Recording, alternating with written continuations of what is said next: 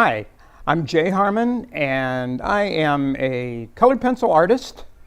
And all the work that you just saw at the beginning of the program is some of samples of my work. And I work primarily in colored pencil. I previously worked in graphite pencil, but now I work in colored pencil.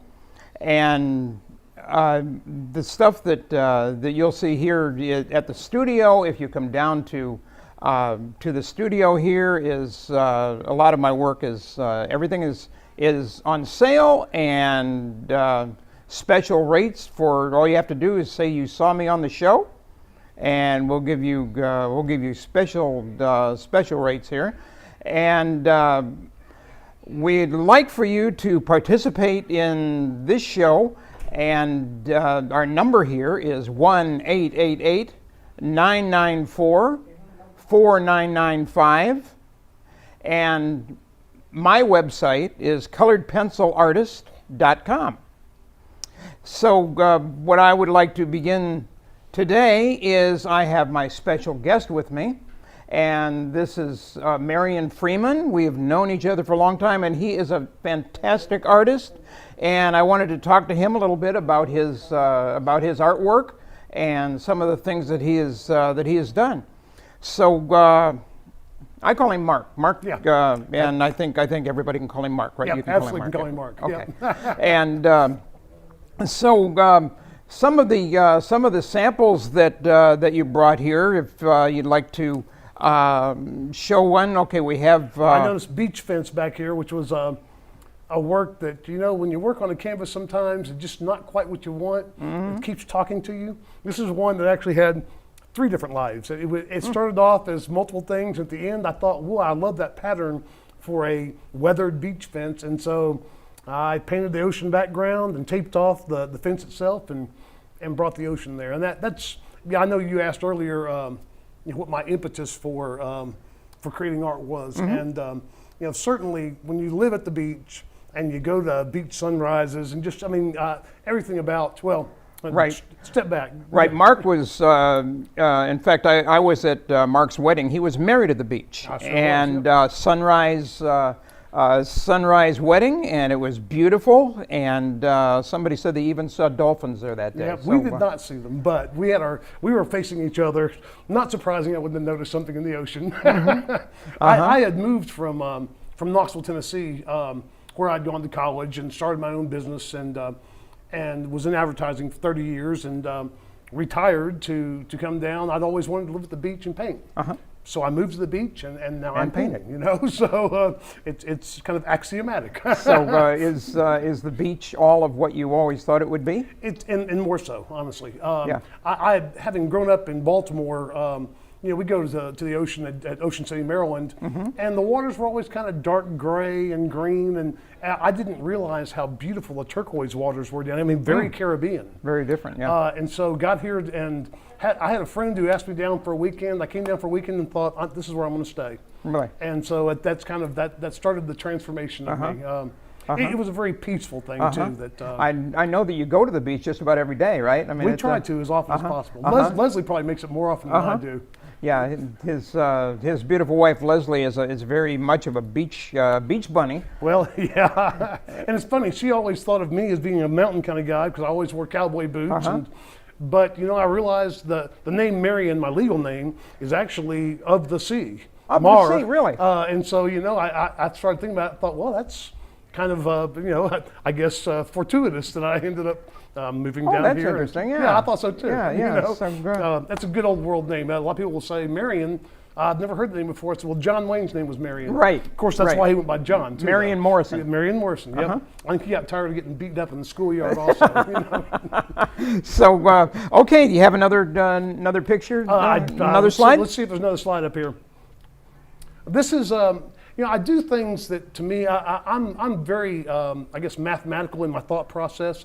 This is one that I looked at and thought, how do bubbles look coming up out of the water? And just the water itself, trying to capture water, I find, I don't say problematic because I think I do it reasonably well, but just looking at pictures of water, and then I bought a camera that was an underwater camera, and so I would go and take shots at ocean level with the water coming in. Water going, and, yeah. You know, I kind of thought I'd have a real cool in focus area below where it was in the water and above.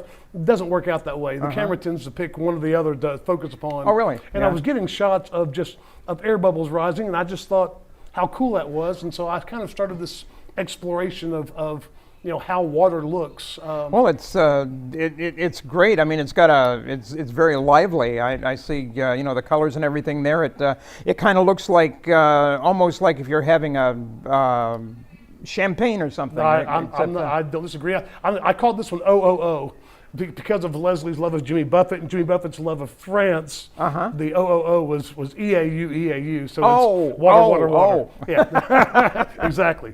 Yeah. But you know, I do a little bit of everything. Let's see the next one here. If you Okay, don't next mind.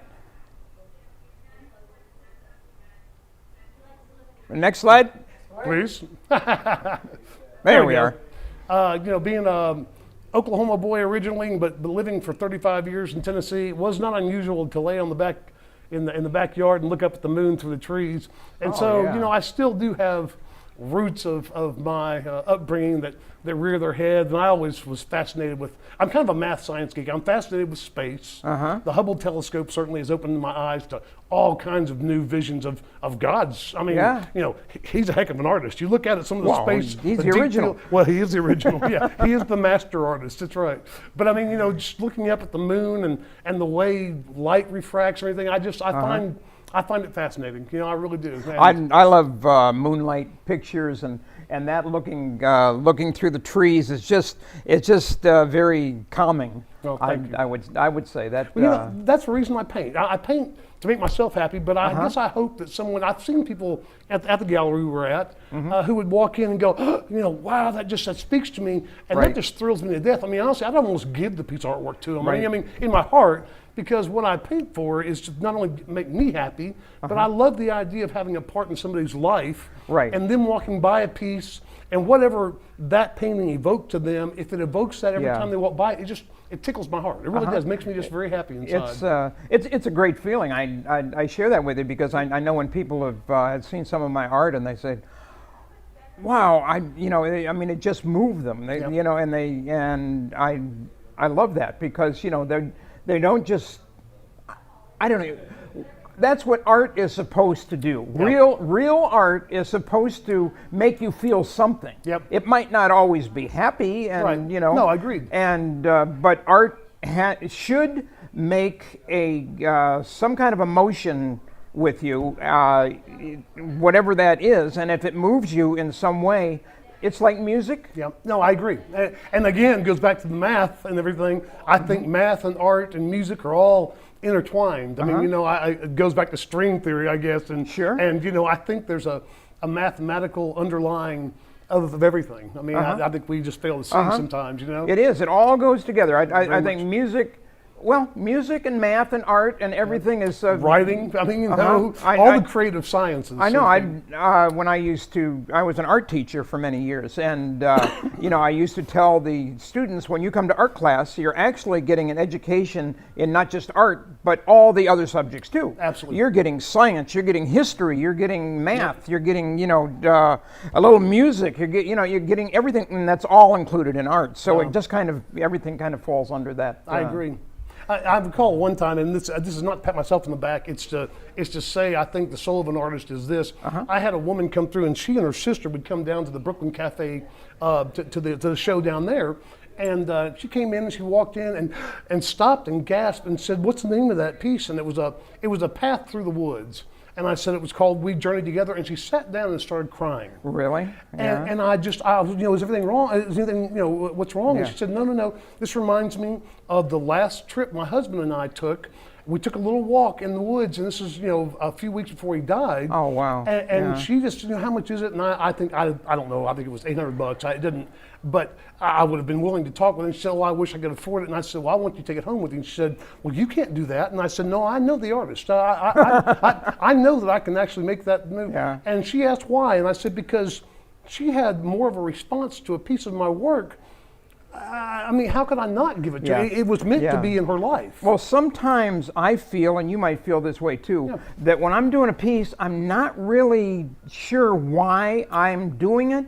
And then when I'm done, somebody connects to it. Yep. And it's like, okay, Yeah. now I kind of get it, because it wasn't for my purpose. Exactly. It was, No, as a matter of fact, and I also think this is going to sound nuts, which that's okay because I qualify. There's times I think the canvas is talking to me.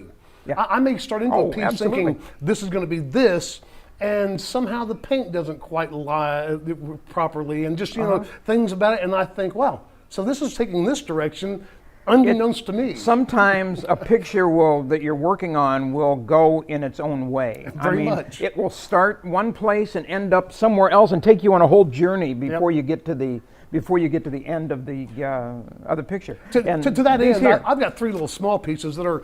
I started off in architecture in school, and so I've always had a love of architecture also. Architecture, uh-huh. And these all started off. You notice the backgrounds are quite different. Uh-huh. They all started off as something totally different, but then I started looking at them and I recognized parts of it that looked like columns to me, and so Uh-huh. I went ahead and did an Ionic, a Doric, and a Corinthian column, just small little pieces. And honestly, like you said, make a heck of a deal on these. Uh-huh. Yeah. Just I responded to what the art was was revealing to me. Yeah, I did a picture once with a Corinthian column in it, and I recall that one actually. And it was very very different. But it has, like, when they made these columns back thousands of years ago, I've always wondered the artists who, when they what they were.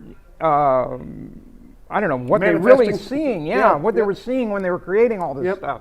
So again, goes back to history and art, and architecture, and all these Absolutely. things. I mean, the more you delve into it, Yeah. the more you They realize all how interact. intertwined they are. Very much. Everything. Yep. And okay, do you have another picture? Yeah, I think I do. Do we have another? We have slide? another one. Another one, Val? There goes back to my. Matter of fact, Dawn has one in her studio in there that I think it's called New Dawn, or what's it? Because. Well, it's Dawn, and because she's Dawn, and it said everything. I'm captivated by the ocean, and particularly sunrise. And it's interesting how the Sahara dust or something will interact and supposedly be hampering the beauty, but in some cases it actually enhances. The clouds enhance the Right. glow of the sun. Yeah, people were saying that during the when the Sahara Desert was over here. They were, or Godzilla, I guess they Yeah, called it. yeah. What they were saying was that some of the sunsets were so beautiful Absolutely. because it was the sun was Refracting through the dust Yeah, going and- through yep. the through the dust and made a whole different color, and Yep. everybody was saying how really neat that was. And, This is also a good example of how mixed media, I think. A lot of my pieces will have glitter.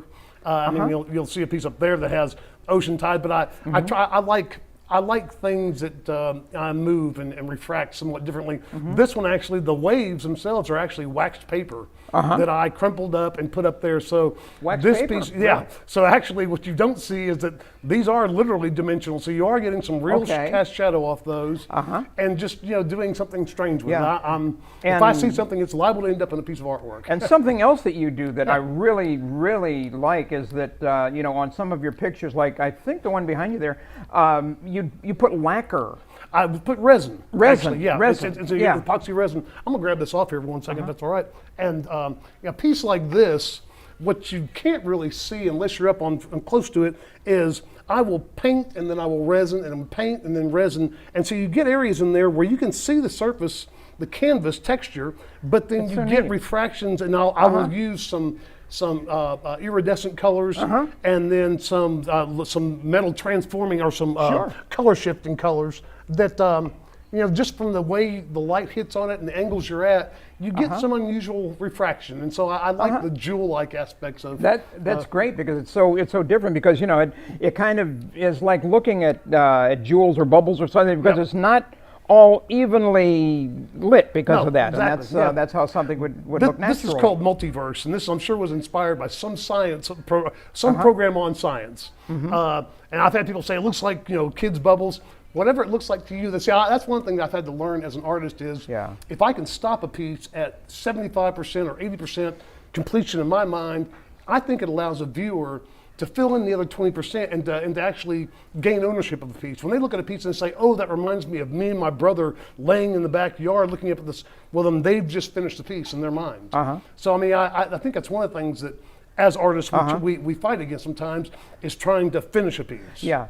Now, have you ever experienced like I've done before, and I'm sure you have, you know, but have you ever had something like in a dream or something, and you get up and you think, oh, wow, you know, I gotta do something with that before I.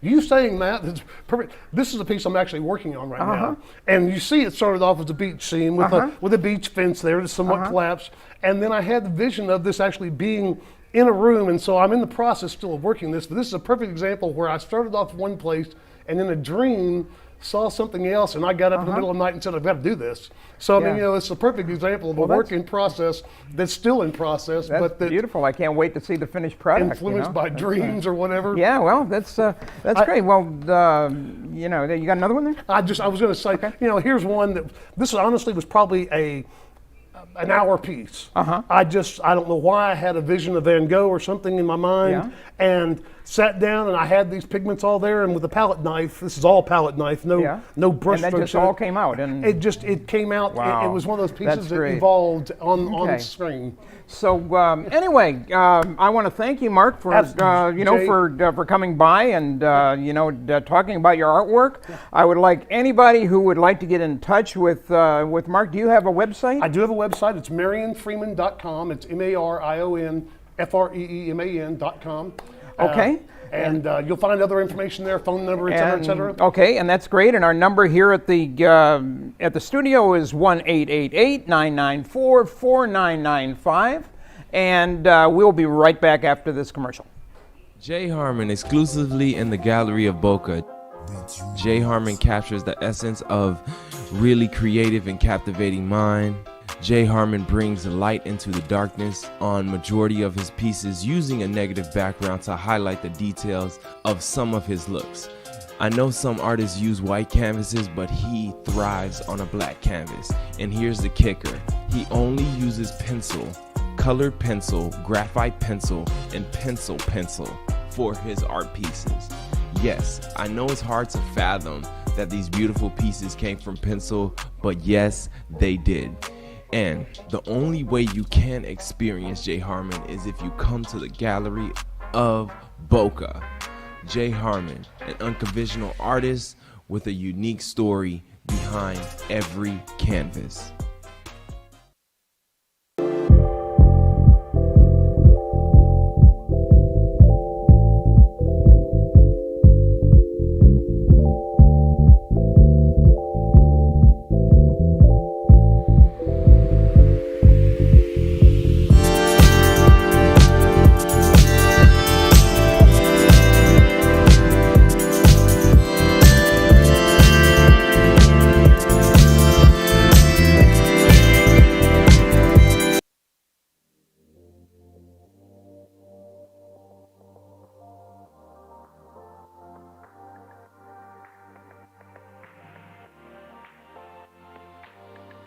Admirers, connoisseurs, and enthusiasts of the art world, witness a visual spectacle like no other. Come visit the Gallery at the Theater, one of South Florida's best-kept secrets. Located in the heart of Boca Raton, the gallery features a diverse catalog of sculptures and paintings by world-renowned artists. But that's not all. All of the art is showcased in a live studio setting, home to South Florida's very own Brooklyn Cafe show, starring Dawn and Freddie S. And to top it all off, our collection includes signed memorabilia from some of the world's most iconic names in sports and entertainment history. So come on over, enjoy a cup of coffee, and experience the magic of the Gallery at the Theater.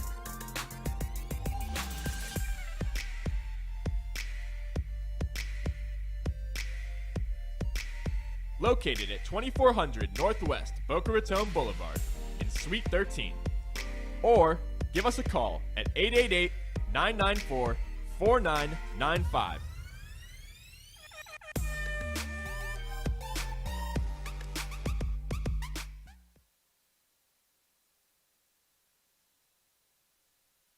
And what I'm going to do right now, I'm going to explain a little bit. People have asked how a colored pencil artist really does big pieces of artwork. And well, all I can say is you can't do it in a hurry because you only have pencils to work with. What I've done before I started working with colored pencils, I did all my artwork in graphite.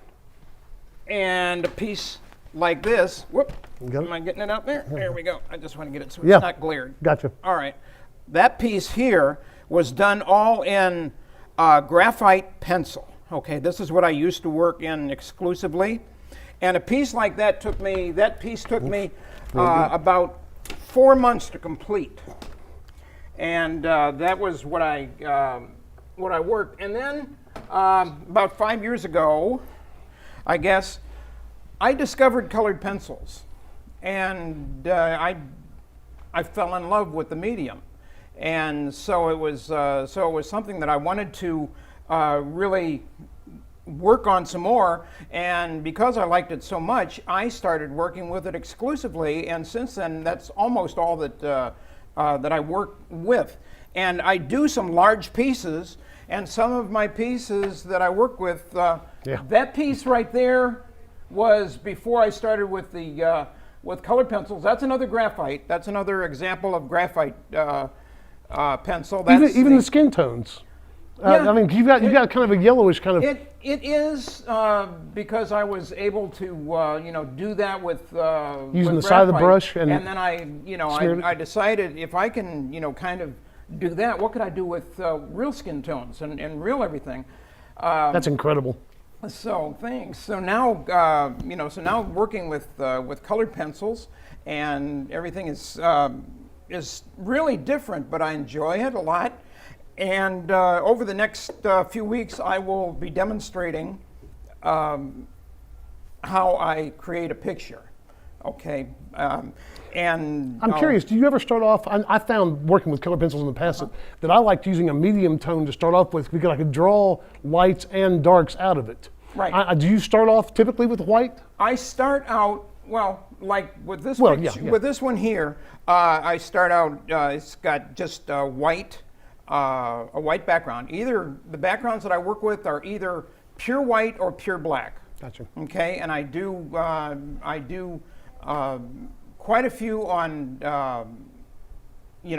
black background with and I enhance the whites. It's almost like doing reverse negative drawing. Yeah, I recall the Queen piece you did, and seeing it arise out of that black background. Right. Watching that in process was incredible, Jay. That was one of my favorites. It's certainly a masterpiece. Picture of Queen. We have it right here in the studio, and I wanted to mention a little bit here, just kind of the tools of the trade for doing. If anybody is interested in doing colored pencil art. What I like to use are Prismacolor pencils. I've tried a lot of different kinds, a lot of different brands, and I myself personally use Prismacolor because they have the best feel, and for a pencil artist, you have a certain feel that you like, and you get these, and you have all the colors that you need. There's 150 colors in this particular set, and each one works in its own way. And the thing with working with these, that they're a little different than working with graphite, in that the Prismacolor pencils have a wax base. Okay, they're made with wax. I'll give you a mic back. How did I lose that? You mean nobody can hear me? I got to go through all this again? No, it just happened. Oh, okay. Okay. I guess I lost my mic there. Silent. That's right. Anyway, God, I hope I'm not his interpreter here. let me put this down here. Very nonchalantly, he said. This is live radio. Yeah, this is how Live it works. TV. Anyway,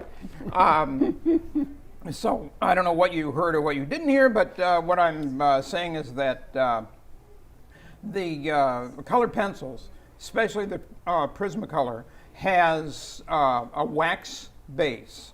You can't sharpen a Prismacolor pencil in a regular pencil sharpener. You have to have a special one that's made pretty much to sharpen color pencils, because otherwise you're just going to gum it up, because most are used to sharpen ebony pencils and graphite pencils. Now, what a lot of people are confused with pencils, they don't know, is that they say, what is in a regular pencil, your school pencil that you use every day, the yellow pencil with the pink eraser? What is in that? It's graphite. They have never put lead in a pencil. Yeah, that is a misnomer. Yeah. Okay, a lot of people said, "Oh, I was stabbed by a pencil in the 3rd grade. I thought I was going to get lead poisoning." No, no. You know, it's just graphite, and graphite is really harmless to your bloodstream, I guess, unless you really, really Don't ingest it. But but this has a different texture. It's softer because it has a wax base to it, and you'll see that. And That's one thing I've noticed about Prismacolors. They've got the right balance. They do. Because some of them are so waxy, they're more like crayons. yeah, And you don't get the same wanna resilience. if I wanted that, I would do crayon. Exactly. You know, Yep. and if I wanted to do, some of them are so hard you can't hardly get a color. You know, it leaves such a light color, and it's more like a colored graphite pencil, and that's a different different thing. That's why I prefer these. And pencil sharpener, a good pencil sharpener for doing colored pencil work. Okay, I always work with a sharp pencil. Okay, I mean, sometimes I have to go back and sharpen it every couple minutes while I'm working. So I've heard from other colored pencil artists who say they sharpen it every 20 seconds. Okay, well that's, you can, but it's important to have a very, very sharp pencil to do the light work, because you're not going to take and really have to do it rough. You have to do it lightly, and so this is what it is, and this is an X-Acto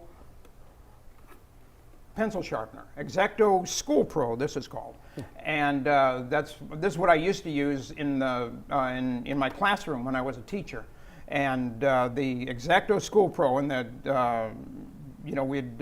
we could do both regular pencils and the colored pencils with this. So anyway, this is a little bit of the tools of the trade, and I use for straight edge. I always have my T-square, okay, just so I can get my straight edges. And if I'm going to do a large piece like this, this is just on a paper. What is it? Drawing tab? Drawing pad. Yep. And Strathmore drawing pad, and it has just the correct tooth.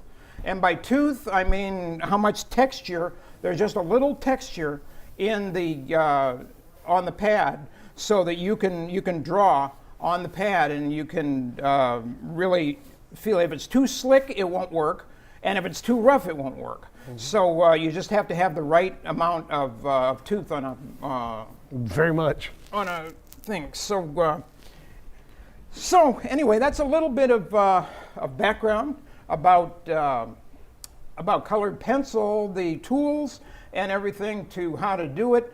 Next week, I hope to be able to start a picture and really show you the techniques and the steps that I go through from working on it from beginning through the picture till hopefully the end of it.